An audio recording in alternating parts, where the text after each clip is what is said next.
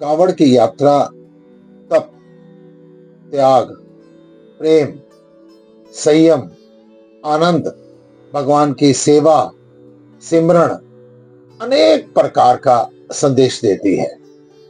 कि कावड़िया कि सबसे पहले वो कई प्रकार के उपवास करता है, व्रत करता है।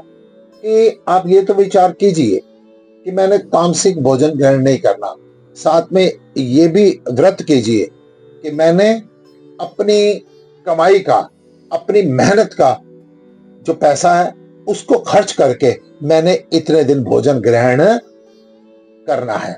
जो कावड़िया होता है गेरुए वस्त्र कम से कम अपने शरीर पर धारण, कम से कम यानी अपनी जो इच्छाएं हैं, जो जरूरतें हैं, उस पर अंकुश लगाने का संदेश है। और गेरुआ रंग ये तपस्या का कलर है, गेरुआ रंग सन्यास का कलर है, गेरुआ रंग ये अग्नि का कलर है, यानी हम अग्नि में पड़े हुए हैं।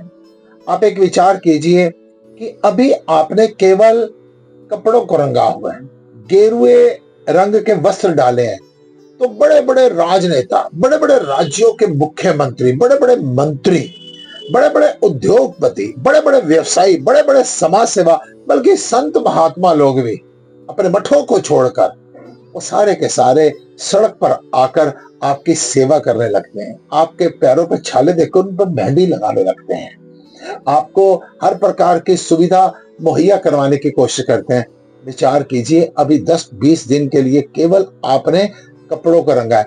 अगर आप अपने मन को रंग लेंगे तो ये सारा संसार नदी नालों के रूप में आपके चरणों में समाहित होने के लिए तैयार हो जाएगा। कावड़िया तप, त्याग, कितनी कठिन ये तपस्या है। 15-20 दिन की पैदल चलना है और मुख में उनके होता है बम बम बम बम बम बम बम बम। ये बम बम का मतलब क्या है?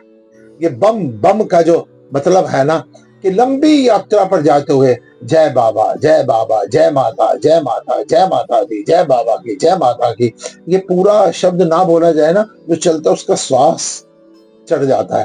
तो सिर्फ ब से बाबा और माँ से माता संयुक्त रूप से शिव और शक्ति की साधना करते हुए बोल बम बम बम, बोल बम बम बम, बा से बाबा और माँ से माता उच्चारण करते हुए मुख में हो राम नाम, राम सेवा हाथ में, यानी कंधे पर जल लिया हुआ है। फिर तू अकेला नहीं प्यारे, राम तेरे साथ में। ये कठिन तपस्या है, लेकिन फिर मैं आपसे कहूंगा कुछ अपवाद बीच में आ जाते हैं।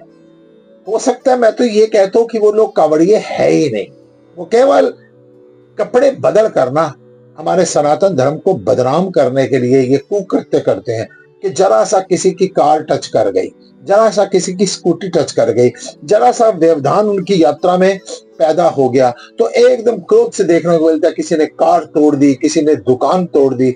ये कावड़िए का धर्म नहीं है। अगर आपने भगवान शंकर का रूप धारण किया है, अगर आप भगवान शंकर के मार्ग पर जा रहे हैं, वो तो ये है कि उनके साथ किसी ने कोई अपराध भी किया, वो अपराधी को भी क्षमा कर देते हैं। और आप लोग देखो, ओ दीवानो तुम ये काम ना करो, राम का नाम बदनाम ना करो, बदनाम ना कर। इससे हमारा धर्म, इससे हमारे देवी देवता, इससे हमारा महादेव भगवान शंकर जिसको भोलेनाथ कहा जाता है, उनके कलंक लगता है, बदनामी मिलती है। कावड़िए को कभी भी धैर्य नहीं छोड़ना चाहिए, संयम नहीं छोड़ना चाहिए, बल्कि अगर किसी से अपराध हो भी जाए उसे क्षमा करना चाहिए, जो भगवान शंकर का एक स्वभाव है। कावड़िए भाइयों से कहूंगा, रास्ते में कभी भी ऐसा वैसे है नहीं कि कोई नशा करता हो। अगर कोई नशा करता भी है, कुछ अपवाद देखने को मिलते हैं, याद रखना आपने एक आदमी ने नशा किया, भगवान शंकर बदनाम हो रहे हैं, हमारे देवी देवता बदनाम हो रहे हैं, हमारा धर्म बदनाम हो रहा है। अतः नशे ना करें, कोशिश करके अपनी मेहनत की कमाई से भोजन करें, कोशिश करके अगर मुख में सिर्फ परमात्मा का नाम होना चाहिए।